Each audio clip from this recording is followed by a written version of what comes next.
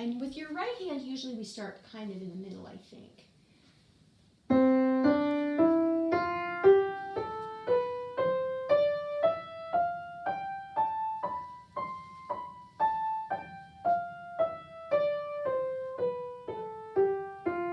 What a tender touch. Very nice. Now, can we do that one more time? And what I'm noticing, do you know what? When I watch these videos, I see my students from a totally different angle, and I can tell different things from watching these videos than I can tell from when I'm sitting on my own little chair.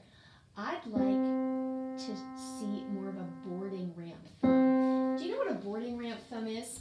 Or a spaceship thing, whatever. Yeah, we used to call it a spaceship thumb.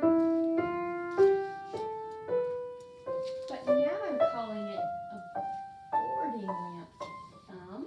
And can we get a little more sound out of the piano, do you think? That sounds good. We want kind of a bright... Do you know what a trumpet sounds like? This player scales like a beautifully played trumpet. So here is a boarding ramp. And the reason I like this analogy is because you've got the boat, and the boat is like your wrist.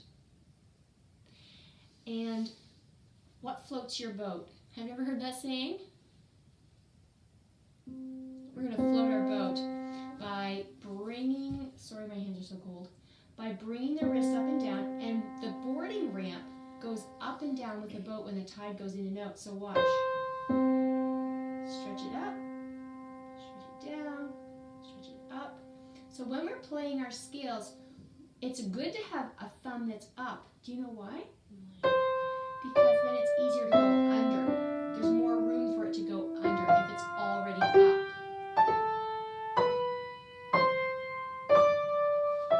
Good. And then thumb. Good. And then finishing 5. Good. Good. And it's a little easier to play scales with a floating thumb. Nice. And I see that your pinky is sleeping most of the time. Good. Okay. So does this help a little bit? So here we have our thumb.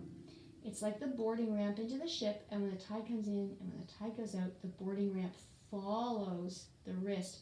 But it also works the other way with the hand, not with the boat. With the hand, the thumb, when it's at that angle, helps the hand stay high up, and so that the wrist isn't so low. Okay? We kind of want a floating wrist. Do we want to try it one more time without me helping you?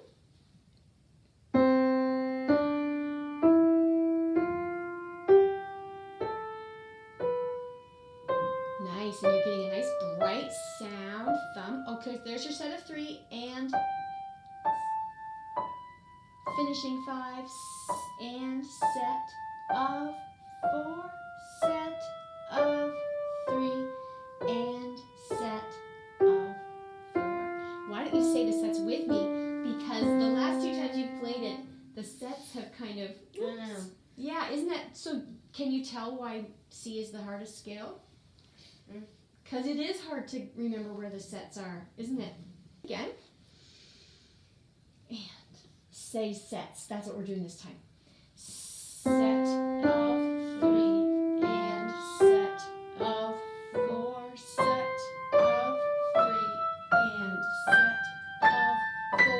Finishing 5 and set of 4. Set of 3 and set of 4. Set of 3. Beautiful. Can I hear your left hand? Have we done that?